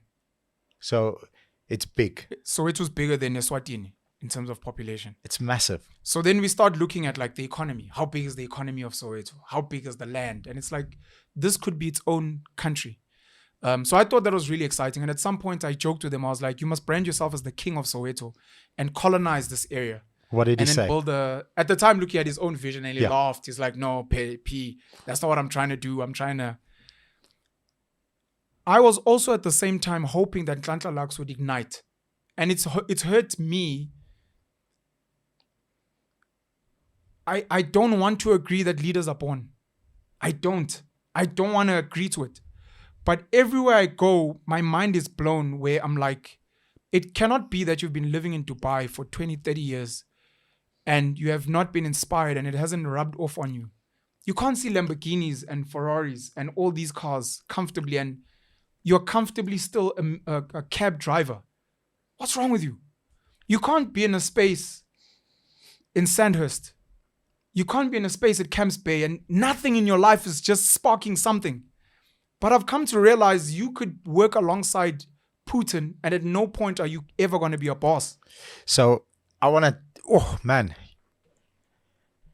couple of weeks ago, I spent time with the sons of one of the people that you mentioned earlier. His son, blood. Sure. Okay, so that person has been in conversations with billionaires his entire life. Yeah. He never grew up and saw dad make all these monies and all this wealth was just overbearing over a 5-year period. He grew up super wealthy. Yeah. Okay. So in my mind, I'm like, so what I do is if I get to hear a paid speaker, $500 here, this is the course. I'm looking for that one thing. This guy's got an edge over everybody else. Yeah. What does he have? Like, I'll spend the $500. I'll watch the thing. We'll share it. We'll speak about it. Like, this fucking guy's intensity, it's his body fat. Andy Elliott is a new guy that's coming up in the automatic. He's like, less than 3%. That I need to chase less than 3% because that makes him intense. This guy got it for free. He spent time meeting people, interacting with billionaires, absolute fucking savages. Yeah. His entire life. And the people that work for them who are also hungry. Savage. Yeah. Savage. Top tier entrepreneurs. He's a nice guy. Very nice guy. He's got a kind heart. He's not a savage. Yeah. He's not. Yeah. He's not a builder. He will probably maintain. Sure. Which is good enough, by the way. Which is good enough. That's all we wanted from the ANC. Just maintain, bro. Even if you don't build anything, but just don't destroy. But he's not a savage. Yeah. And he spent his entire life among savages. So leaders are not, I don't think they're born. They're made. No. So the maid is correct because like you're not born. Like you have to go through fire. Yes. But you have to almost make a decision to go through fire and you have to make a decision to keep walking. Yes. And you have to make certain decisions which are very uncomfortable and painful. Something as stupid in South Africa, by the way, this is a real thing. There are South Africans that are petrified of coming to Johannesburg. Petrified. Because of when the you traffic say Johannesburg, or the crime or what, in their what is head, it? they crime, Hillbro, are you not scared? In their head, Johannesburg is this, you were in Johannesburg. It's like going to America. You were in America. What? And you're like, I was in some pub city there where the people are... There are people that are petrified of coming to Johannesburg, and just the decision of getting on a taxi, a bus, a train to come to Joburg, and you're like, I want to see what will come of my life is a brave act. Getting on a plane and flying out of the country is a brave act. Yeah. So those small decisions then sculpt you, and I fully agree. But for me, it's the decision to do it, the decision to stay. They're not being a pussy and going back home. Yeah. And being like, I got burnt. I lost money. Yeah, because that's 90% of the people. Yeah, 99%. But you keep doing it. I mean, Cyril now, Jacob Zuma back then, is catching a lot of heat. But he's still standing up. He still laughs. He still goes to meetings. Like, what type of brain does that take? Because the other normal person gets burnt a little bit. They like, no. The council was booing me. They said I must get off stage. This is not for me. But it's like, what is it in your nature that was like, no, I'll keep going? I don't get it. So I really thought, because I've got a wish Number one, I don't believe in democracy anymore.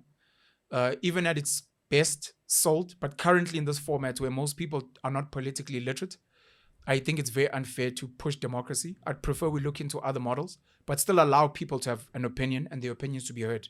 But the decisions should not be made through democracy. I have a vision of 1,000 communities within South Africa. 1,000 communities with 1,000 leaders. Can start off with 100. And you've got young people who are, I would like to adopt Deep Sloot. I would like to adopt Kukuletu. My life project and my life mission is going to be Kukuletu. And I'm going to take resources. I'm going to go to Dubai. I'm going to go to Hong Kong. I'm going to go to Tokyo. I'm going to go to New York, Los Angeles, go and study best practice. And I'm going to go back. And there's going to be parts of Kukuletu like, oh, this part is Dubai. Why do you call it Dubai? Oh, it was inspired by. Oh, this part is called Rio de Janeiro. Why? Oh, there's this farming project we bumped into there and we decided to, we've got a football program which mimics the one in China. We've been borrowing from best practice, and this is my project. Whatever's happening in the country, I don't care. But Kukuletu is where we're going to build the future of Kailicha. Emadade Nosizweni is where I'm adopting it. I'm adopting Newcastle. I'm adopting Lady Brand. I'm adopting it. I'm going to be the leader. I don't care if there's a councillor, I don't care what's happening politically. But this is going to be my life project, and I'm going to upskill the kids. I'm going to send them overseas, and every time something happens, do you know that comedian? Do you know that millionaire? They come from our town because we're grooming something special here. That's what I wanted, and that's what I hoped for. And for me, again, Oranje becomes an example of what that could be, where someone says, I'm going to adopt this area, and I'm going to turn it into Las Vegas. I'm going to turn it into Atlantis. I'm going to turn it, like, people are going to be like, I don't understand, like, it's a poor country, but there's this one area where the grass is green, there's wild animals, you can hear birds in the morning, everything works. It doesn't make sense. How? You're like, because there's a visionary leader. Yeah. Just like the leaders in Dubai, Abu Dhabi. So the United Arab Emirates, I forgot my third part, so it's not important, I hope. The United Arab Emirates, as far as I know, is like 7 kingdoms. Could be mistaken. 7 kingdoms. Which again, this is now, democracy may not be the best. It's just unfortunately our kings are colonial appointees and they're not there to serve the people. They're there to manage the people on behalf of mostly the United Kingdom and the British monarch, but through the government, which is why they get paid tax. Look after your little tribe people there. You'll be their king and everyone will laugh and it will be my cultural king. And you're like, sure. What has he built? What is he doing for you? Nothing. 7 kingdoms, and the main king is in Abu Dhabi, the king of Abu Dhabi, who then becomes the president of the UAE, these United Arab Emirates. Yes. And then the king of Dubai is the vice president of the country. Yes. And each kingdom kind of has its own vision of what they want to be, what they're trying to be, of which Dubai is this business hub. Yes. And they've built it into something incredibly spectacular. To a person who's never been to Dubai, if I were to explain it, it is Cape Town on steroids. Okay. So it's Cape Town 3 times to 5 times HD. Taller buildings, prettier buildings, cleaner streets. Yeah. So if Cape Town is like that model, when you put on those glasses, then that's when you get Dubai. Fascinating. Would you live there? Vince always asks this question. Yeah, it's a great question. I'm the worst person to ask. Worst. So yes or no? I'm gonna paint a small picture of Dubai, and then people will decide for themselves if they want to live there. So 5 times HD Cape Town. So if you like, I'd live in Cape Town. That means you'd live there. Okay. Cleaner, safer, things run better. 0 load shedding, of course, which is now a thing here. What's that? We don't even know what that was back in the day. No load shedding, efficient energy, transport, and we've got how trains. They've got many how trains there. I just don't think their trains are speed trains in places like South Korea and Japan. But they work. But They're they on work. Time and they work. Yeah. The infrastructure development is sensational. So if you're looking for opportunity to build construction, bridges, skyscrapers, the tallest building in the world, the Burj Khalifa, is there. If you're into construction, if you're into building, if you're a tradesman, you're into building, you're going to work there and you're going to get paid very, very well. Okay. Very well. What's fascinating about Dubai is 20% to 25% of the population is locals. Only 25%. 20 to 25%. Wow. So it's like coming to South Africa and you're like, I'm in Africa. And 70% of the people are white. Where are the Africans? And you're like, oh no, only 20%.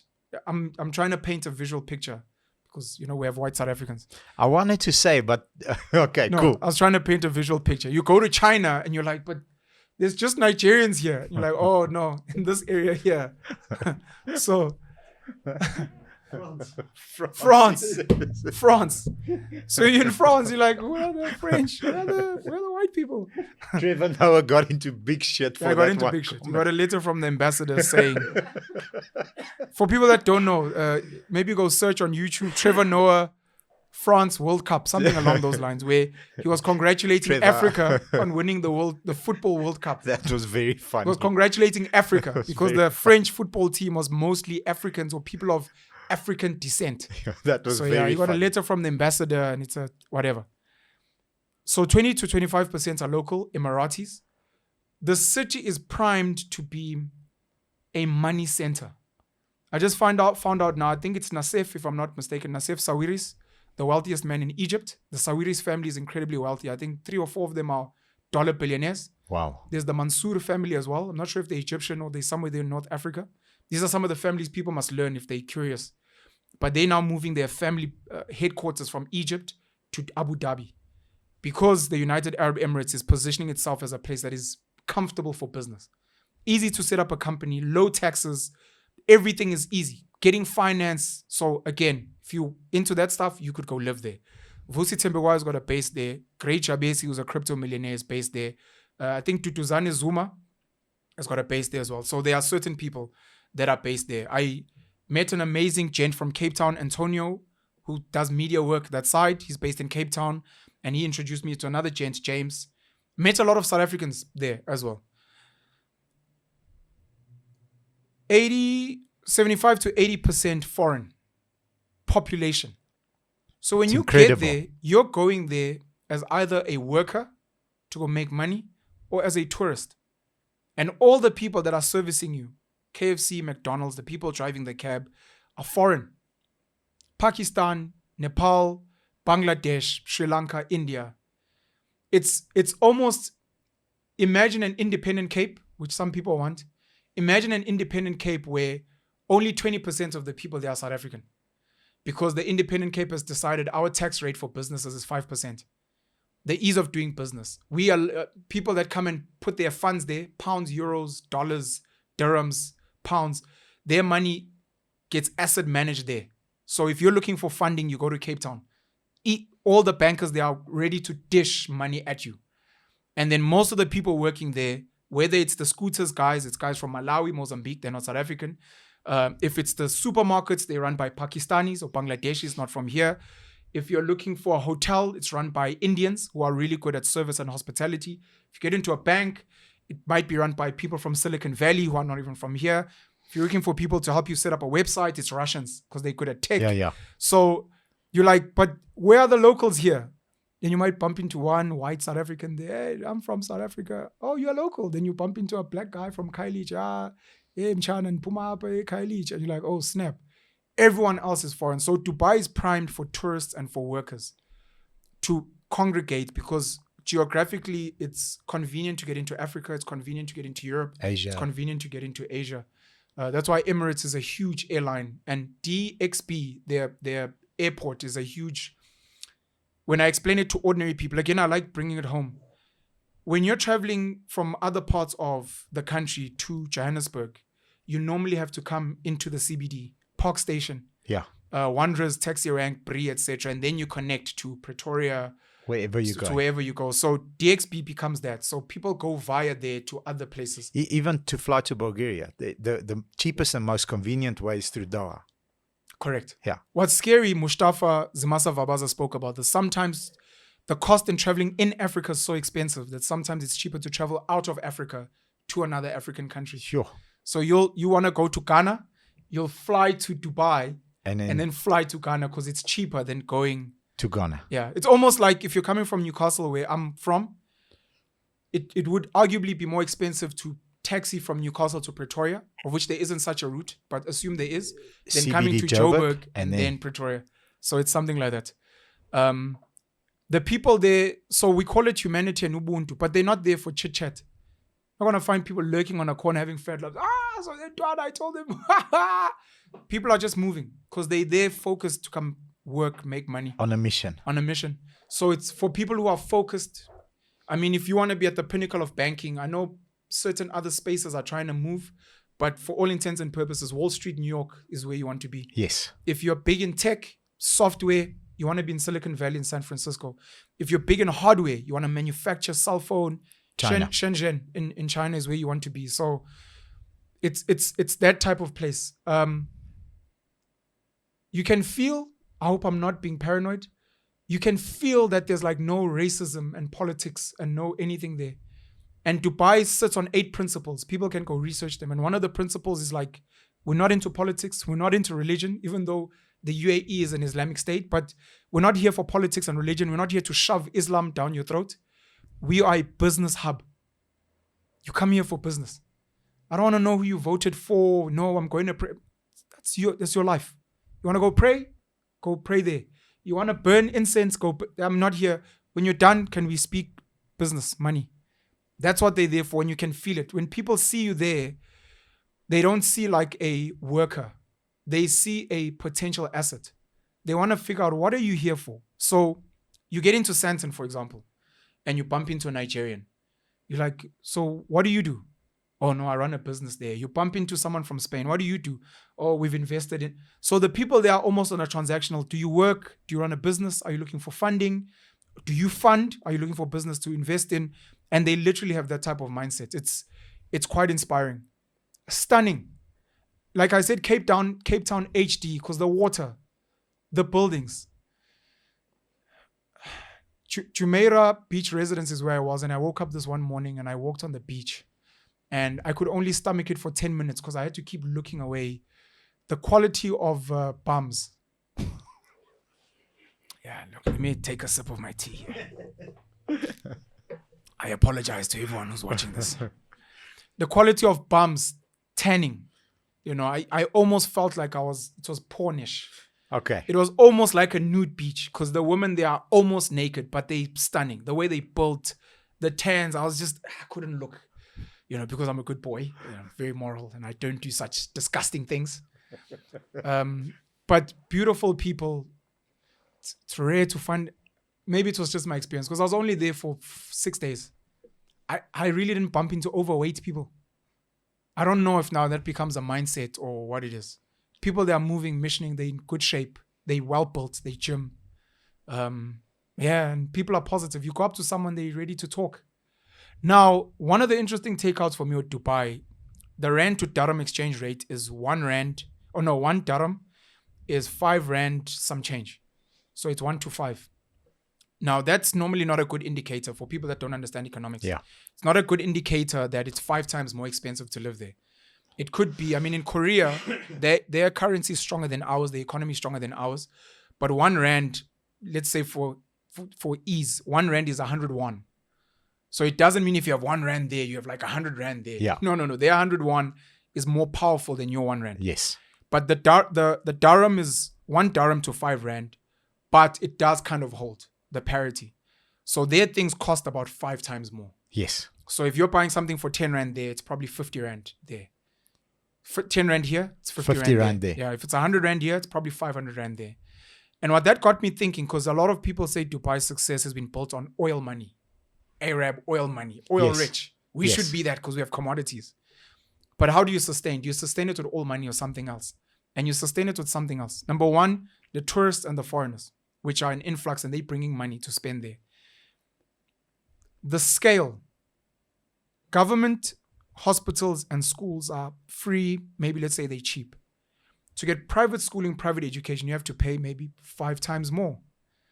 So I started thinking, because Cape Town is also expensive city to be in. Very. That anyone who has a wish of turning South Africa into Dubai, by the way, again, another thing people don't understand, Dubai is not a country. Yeah. It's a city within a country. The country is the United Arab Emirates.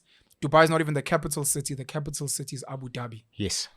If you want to turn South Africa into Dubai, you must be comfortable to spend 5 times more. As much as it was built on oil money, as much as maybe the apartheid government built Eskom and Sasol and all these things using commodities money, coal and gold, to sustain it, someone needs to pay. To a point where You can have Dubai at Stain City.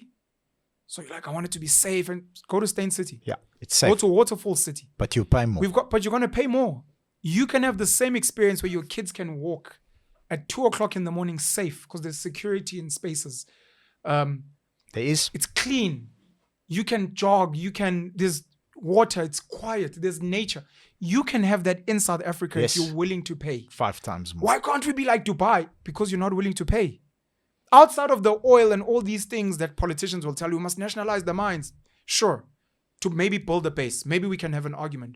But to sustain it, someone has to pay top dollar. Because you don't go to Dubai with 1 rand and pay 1 rand worth of stuff there. You pay 5 rand. So it's expensive there. I think it's something to consider for anyone who's got a vision of turning South Africa into Wakanda. From the Black Panther movie, that once you have Wakanda, someone's going to have to pay. And look, if you can sustain it with your commodities or your manufacturing or subsidize the people. Otherwise, someone's going to have to foot the bill and it's going to be expensive, but you can have it. How do the local people live? Are they affluent? Are they respected? Are they respectful? Are they arrogant? Yeah. Are they like, listen, man, you need to behave because you're in my country? What is the attitude towards the rest of the population if the local people are 25%? Very interested. I've never been there. Sure. No, I was there for too short. Okay. I think even if I was to spend a year there, it's not enough. To understand a people, you need to fully immerse yourself in their culture. Agree. But on first. Sure. No. So I was there for a climate change conference, COP28. My anecdotal experiences are so minute. They're so minimal. If I was to give you an opinion, controlled environment and it's very high level. Yeah, if I was to give you an opinion, it would be based on what I've read. It would be based on videos I've seen. The people there, which is beautiful, and again, it's my little experience from my experience now. 5-6 days, yeah. The men there, you can see the pride. They wear these white robe I saw some photos on socials that you posted. Ah, boy. They carry themselves like royalty. Yes. The beards are just... Oh, they manicured. Yeah. It's, I know Afrikaans men or traditional Afrikaans men have got the same kind of culture. You stand up straight, firm handshake, look a man in the eyes. They've got that pride. Okay. Old school traditional Americans have got the same thing. Yes. Very loud, very upright. Nigerians on the African continent have got the same thing. They're loud, they're upright, they're dominant. So those guys are not loud, but they have a quiet dominance. Okay.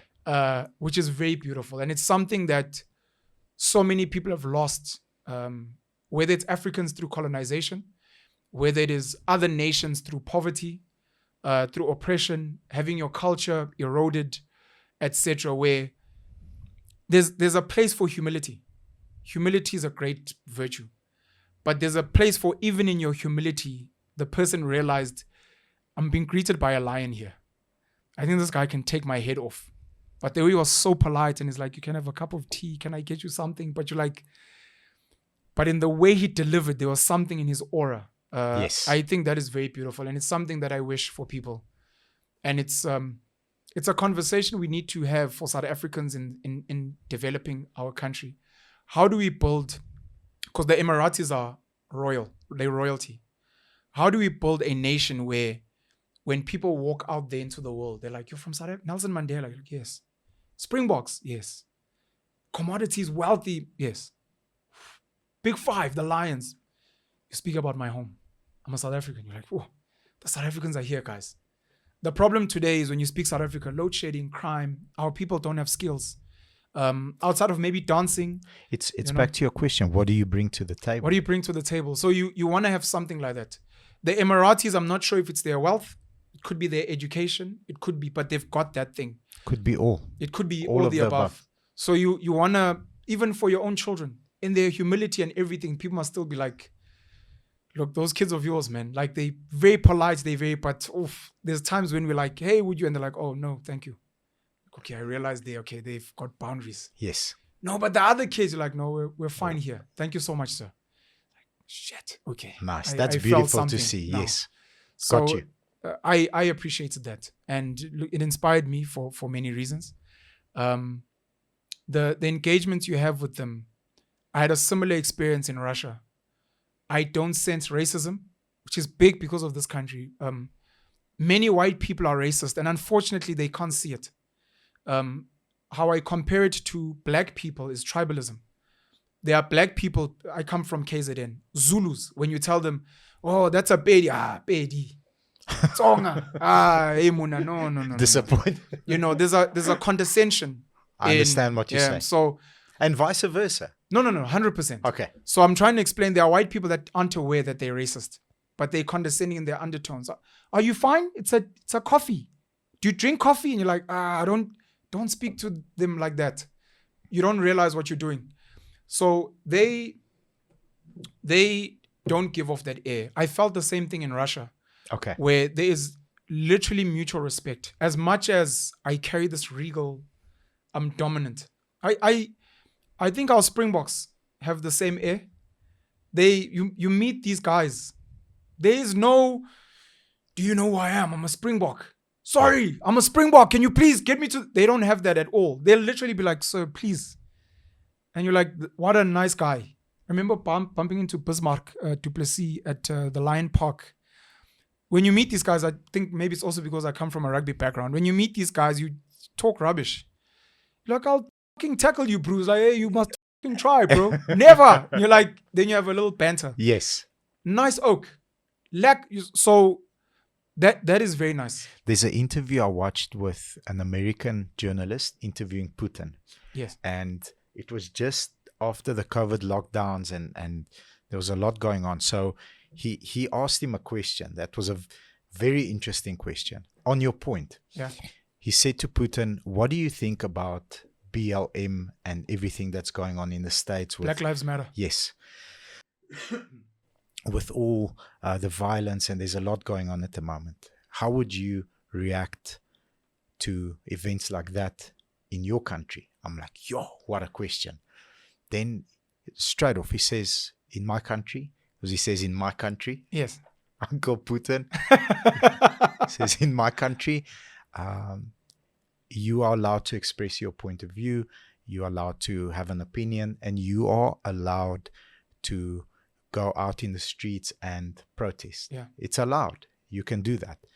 He said the difference between Russia and America is we do not tolerate any vandalism. We do not tolerate violence towards other people. We do not tolerate zero tolerance. Sure. So you can protest. You can do your thing. You can have an opinion that is just unique to you. You can decide to be a cow.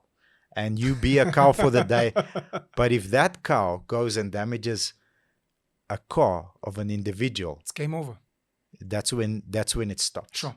So I thought it was a very nice. It goes back to boundaries. It's we all coexist because it's complex, different personalities, backgrounds, experiences, times that you were born, but the boundaries are very clear. And if you cross the boundaries, I always say, a lion that's caged in an electric fence needs to, when they touch the fence, get a shock. Sure. Then they know, this fence is here to keep me within this boundary. That's how he answered it. Very unique answer he gave. I don't know what it is about Dubai because I haven't done the research. So when you say safe, some people would be like, oh, so there's police everywhere. No. Unless they're wearing civilian clothes and I don't know. But if I don't know, then there are no police. Tell me, do they still cut off your hand if you steal? I don't know what happens in the Middle East. And I don't know if Dubai chops off hands. So Dubai, I need to explain the little bit that I know because it's little. Dubai is not the Middle East. Yeah. Cape Town is not Africa. Yeah. Okay. Does that make sense? Yes. So I don't know how they punish people in Dubai. But what I know is Dubai is very flexible compared to other parts of the Middle East that are very staunch Islamic. Got you. Very flexible because they're like, we are a cosmopolitan space. Yeah. You can suggest stuff, we'll tell you yes or no. But we're very flexible. We're willing to listen and accommodate. Okay. That's why there are spaces there where people can drink. That's why tourists there can be half naked. But in other staunch Middle Eastern places, you won't have that. So I don't know what happens to criminals in Dubai. I've got an opinion why there's no crime. And it's one that my friend who recently visited Dubai said to me. He said if you steal a car in South Africa. Yes.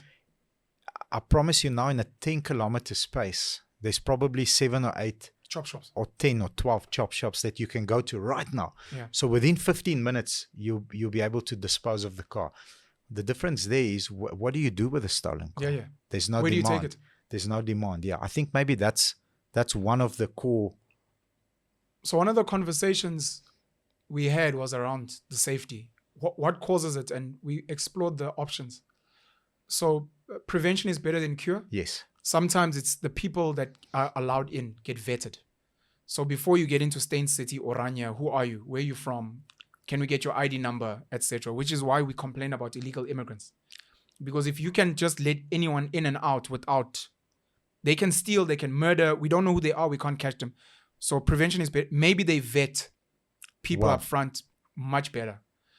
Or on the other side, it's consequences. How what long happens did it take after you to get a crime? visa on that point? How long did it take you to get the visa? I think normally for the UAE, it takes a week or 2 weeks. Okay. Mine took 2 days. Okay. Because you know people. You know people. I understand. Because I'm there with the sheikhs. We saw the Sultans photos. doing the right things. No, I took a picture with the Sultan Ahmed bin Sulaim. I saw that. I liked it. I didn't know who that was, but I liked it. No, thank you. He's the chairman of the DMCC, free trade zone in Dubai. Very big on business, etc. And they also own, there's a huge tower there. When you're in JBR, you'll see it. It's written DMCC. Him and his family have done really well. It's a stunning space. Many different businesses, some South African as well, operate from there. Very wealthy family, very humble. He's been to South Africa before he's visited here. I think he met the king through Duduzane Zuma. He knows Duduzane Zuma. Wow. Okay. I didn't meet him through Duduzane because some people might be like, oh, Duduzane is connecting you. So DZ, my homie. There's going to be a follow-up on Please this. don't take claim for me meeting the Sultan. Please, that's on me. So that was just on me because I was actually going to meet other people and we happened to be in the same space. Nice. So I went up to him and I told him I'm from South Africa and he happens to be in a business group, a WhatsApp group with South Africans, and he took pics and he posted and then people were sending me DMs. Shit, you met the Sultan. I'm like, where did you get this picture? Are you on that WhatsApp group now? I'm not on that group. Not yet. I don't want to be on the group. Not? Okay. No. I try to avoid a lot of groups because a lot of them are pretentious and it's people looking for excuses to DM you. And as I'm moving in my life, there are certain things I have to do that I do. And then when you're lucky enough to no longer need to do them. I understand. So I don't need to call Mitmac Motors. I can DM you, which is not like a flex. I could call out of professionalism, but it's like I don't need to. And while I have access to you, I will exploit it. If ever one day Bobby's like, hey, this, then I'll call, sorry, is this Mitmac Motors? Can I please speak to? No, he's very busy. He only meets with important people, like the Black Pen.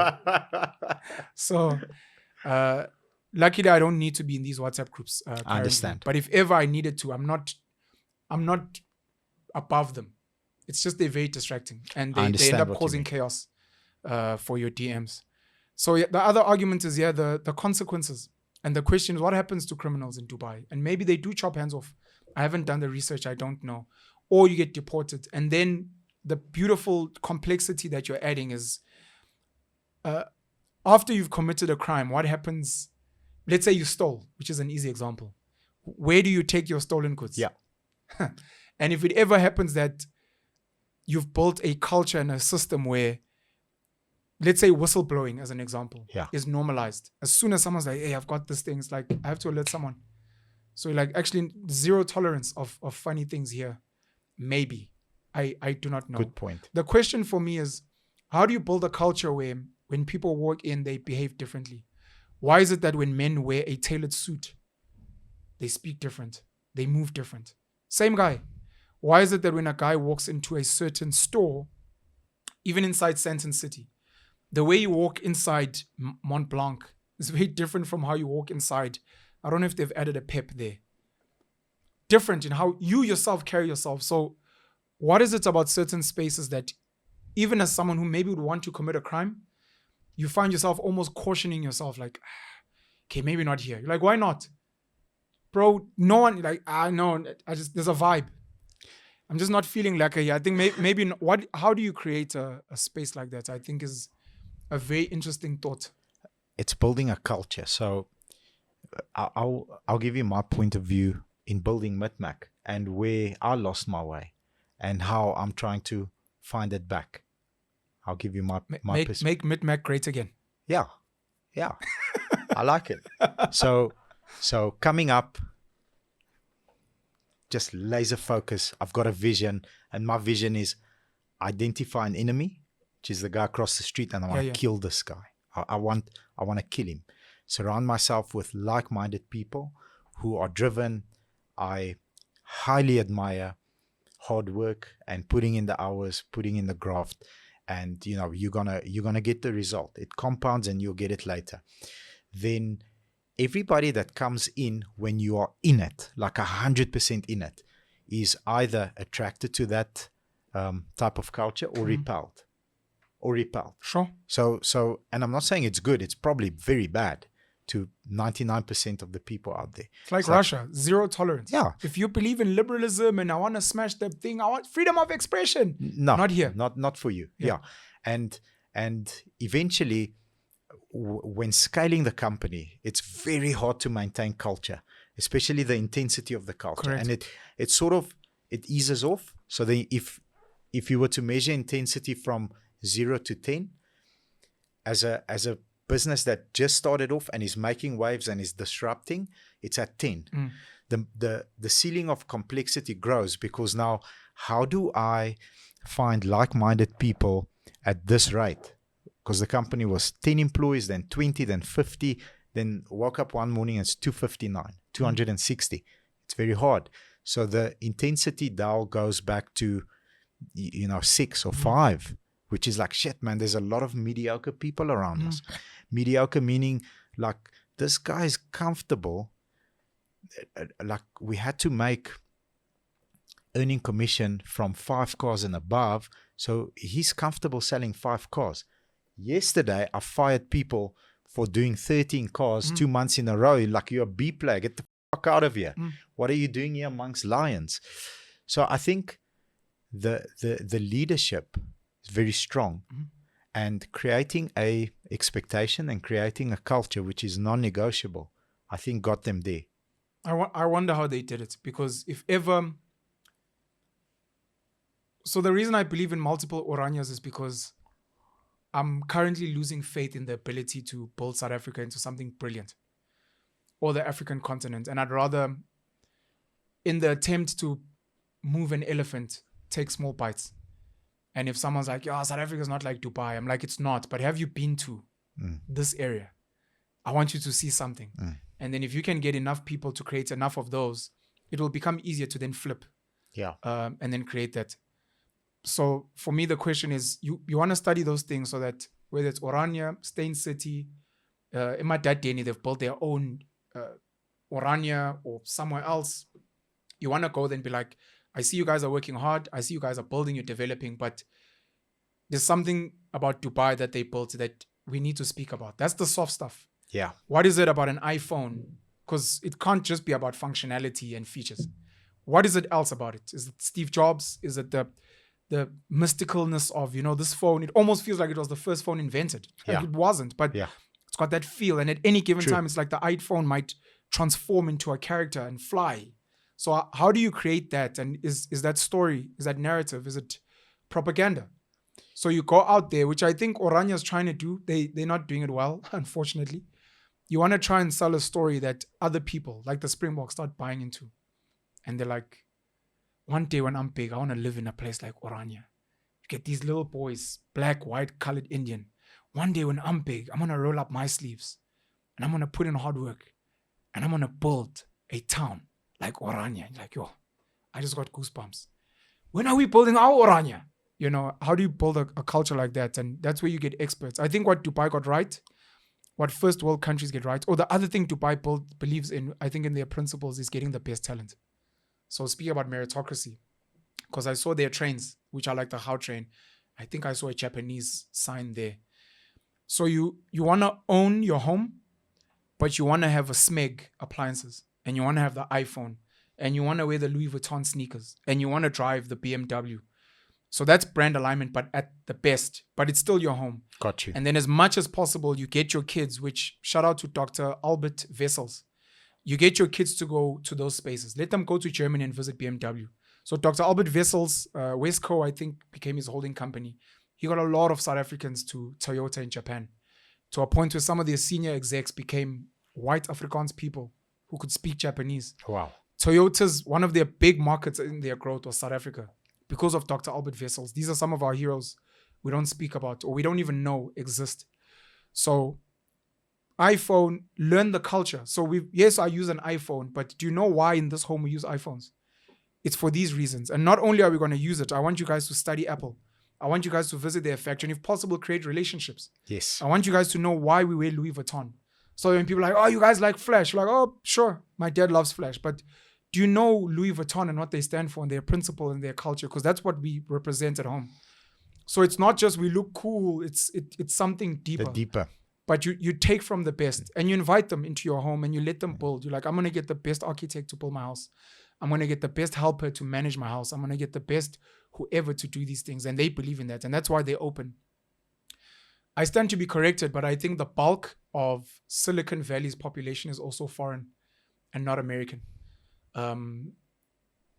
It's people that understand what it took to build South Africa for people that are passionately South African to whatever it was when it was at its peak. It was not Africans who had been here for multiple generations. Even today, when you look at some of our best companies, South African companies, a lot of the seniors there, a lot of the most innovative people there, it's a German guy who came in last year. Yeah. It's a Swiss guy who moved here with his family. It's a guy from India who's, I've been in South Africa for, and you're like, and you run in there and you're like, you're not even South African. You're like, some of the best minds are people from outside. The reason Johannesburg is what it is even South Africans in Johannesburg are not originally from Johannesburg. They're foreigners. They're from the Eastern Cape. They're from KZN, from the Northwest. There's just something about the foreigner mindset. But you want to get the best of the foreigner mindset and handpick them to come and help build your vision. And I think what happens then is the competitiveness, the level of competition is so high. It's global. That truly only the best will be able to. In the world. Yeah, in the world. Yeah. Which makes it global. The Sheikh of, I don't know if people ever go see this, the Sheikh of Dubai. Let me get his name, sorry. The Sheikh of Dubai was in an interview, I think, with an American person. And they were saying, we want to turn Dubai into the best city in the world. And this person, Mohammed bin Rashid Al Maktoum. Yeah. He got given a piece of land in the Eastern Cape. And he renovated the runway at Bisho, I think with 36 million rand. Brought in 500 people, to the Eastern Cape. They've got land, they've built a game farm. I suspect, and I've said this on record, I suspect they've probably discovered gas or uranium or something there. So they're buying a property for tourism and to invest in South Africa, but I think they found something and they want to position themselves. Okay. I've heard something similar about property owners in Joburg buying land in Mildersdrift, anticipating the Gautrain when it gets built for Lanseria. Okay. That when the Gautrain needs to start leasing or buying land, they'll sell it to them at a premium at that time. And then people are going to want to develop property on sides from, let's say, Sandton via Fourways to Lanseria. There's going to be people wanting to live near the Gautrain station. So they're going to develop. Anyways, I have a suspicion that they're not just investing in tourism. He brought 500 people. He invested 36 million. May not be a lot of money to him, but you don't just do that for fun and for tourism. No. You could easily fly to Johannesburg and private jet or whatever the case may be, but clearly they are investing, and I think there's something there. He was being interviewed and this lady was asking, why do you want to be the best city in the world? She's like, you don't ask this of other cities. Why do you want it in your lifetime? He's like, because we've proven that we can do it. We want the best hospitals to be in Dubai. We want the best schools in the world to be in Dubai. We want the best workers to be in Dubai. We want the best. When you listen to him speak, again, maybe this is that propaganda and the culture. You can't help but admire that. Yes. And buy into it. And like, I think I want to be a part of that story. You want to be the best actor in the world? Where do you think you should be? Hollywood. Yeah. How are you going to be the best actor in Johannesburg? You're like, come on. When has Johannesburg ever gone? When has the Minister of Arts and Culture ever gone and said, we are going to build the biggest studios on the planet and we are going to recruit the greatest actors, not just American, that's easy. We're going to get the greatest actors around the world to come here and create all types of movies. Watch us. And then within 5 years, you start saying, oh my gosh. Yeah, look at this. small detour. Hollywood, by the way, for people that ever get a chance to, going back to this foreigner mindset and whether you call them immigrants, expats, whatever. Some of your favorite actors in Hollywood are not locals. Russell Crowe, Australian. Hugh Jackman, I believe, is Australian. Yeah. Margot Robbie is Australian. I'm not sure where Bruce Willis was born. Catherine Zeta-Jones, I think, is from Wales. Sean Connery, Irish. Yeah, Irish. And we've got Tusombedu now, South African. Charlize Theron, obviously, girl from Benoni. Yeah, we had Arnold Vosloo as well, who was there at some point. Some of your favorite, Nicole Kidman, it's not American. There are so many non-Americans in Hollywood who you're like, oh, Americans are so great. They're not That's American. the actors now. Yeah. If you go deep and you love movies like me, go look at the directors. Christopher Nolan, I think, is British. You look at some of the other big directors, those guys are not American. It is wild when you actually take a step back and you're like, yeah, maybe things are not what I thought they were. And maybe, which is what I was saying was my dilemma about the leaders maybe are being born. Maybe the idea of if you're in this country, you'll be great. If your dad was a billionaire, you'll be... Maybe that's not how it works. I've told people before that Johan Rupert will pick up a phone call from Cyril before he picks up a call from a random guy from Stellenbosch or from a random guy who went to Paul Roos. It's like, I don't know him. Who's that? And you're like, Cyril is a black guy like you, but Johan Rupert will pick up his call. Yeah, but Cyril is different. Exactly. It's exactly what I'm telling you. That I think some of these guys would rather work with black, Indian colored, Angolan, Pakistani, because they're like, I identify with you. You remind me of myself. You are me. And that child who's asked to manage their family's business, their dad will spend more time with the Nigerian billionaire because he's like, I like that. Oh, yeah. These guys here, they just workers, but they don't stimulate anything. They don't challenge anything. There's no pressure for growth. There's something to be learned there. And I think even with my belief system, with Penuelism, I think about that a lot. And that's why I can remove emotions and learn from... They mustn't shadow ban this video. Well, I won't mention his name. So when Germany went through a tough time and people were murdered, there was a leader at that time who industrialized Germany and who pumped a lot of money and work ethic and whatever. And it helped industrialize and build Germany into a certain superpower. If you're going to be emotional, all you'll focus on is the atrocities that happened. Yeah. And I'd like to think even the people who are descendants of the people who the atrocities were committed on, those that can transcend that and be like, but I still want to study how Volkswagen was built. Yeah. May have been commissioned by that guy I hate, and it was designed by Ferdinand Porsche, but I own a Porsche. Yeah. I love VW. I've got shares in VW because there's something to be learned from that craftsmanship and the vision and that's what I do when I look at things like Orania. And I hope people can transcend and do that as well. Awesome insight. Shutting it down, Love Elsie, are you tired of listening to us? Guys, Elsie is tired of listening to us. So no, I'm kidding. Elsie's got one or two cars to go and scratch and rims and stuff. I don't know if we'll ever get a chance to, and we don't have time. Nah, I won't even raise it. But thank you for the chats. Thank you, sir. I won't even raise that other thing I wanted to raise. But thank you. I thoroughly enjoy them. I have a wish of every province. Some of the bigger provinces will have more. Every province working on a vision to build 20 Oranias. Call them something else because the name is taken. Yeah, yes. the name is taken and it evokes emotions. So let's call it a small town and you asked about the currency. Sorry, yes. I didn't answer you. Maybe we can find international cities, kibbutz, if you want to call it a kibbutz or whatever. Find these mini communities where you're like, we want to build those things. Sell them as a concept. I know our government borrowed from Stockfeld and then they came up with cooperatives. We must set up a co-op, which is like a Stockfeld. So I have a vision of 20 of those being a vision in every province. I have a vision of 100, if not 100, then 1,000 community leaders who go, young people, highly educated, well-traveled, maybe well-resourced. And they're like, I'm going to adopt a town. I'm going to adopt a community and I'm going to turn it into something special. I really, really wish for that. I don't know how the Aura works. I know they were looking into making a digital currency. I don't know about making a cryptocurrency because there's a difference between digital and crypto. Digital just means you can move it. Numbers on a screen. Crypto now brings in blockchain. Yeah. But there are many towns there's a term for it. I just forgot the term. There are many towns in the world where they come up with a local currency as a way to foster internal trade. Because if the only money that works here is our local money, we're going to spend it on each other, with each other. You're forced to spend it on each other, yeah, which helps stimulate. And then if you want to get things from outside, then you have to convert your aura into a rand to bring in stuff that is not made here. But what is it that's not made here that you can't get here? And maybe let's try and fix it. Something really, really beautiful. Beautiful, man. Anyways, that's all I have from me, man. Thank you so much for everyone who's been supporting this channel for the year. And thank you to you guys that have invited me, and to Vince, to LZ, and to everyone at BitMac, and the way they've made me feel special.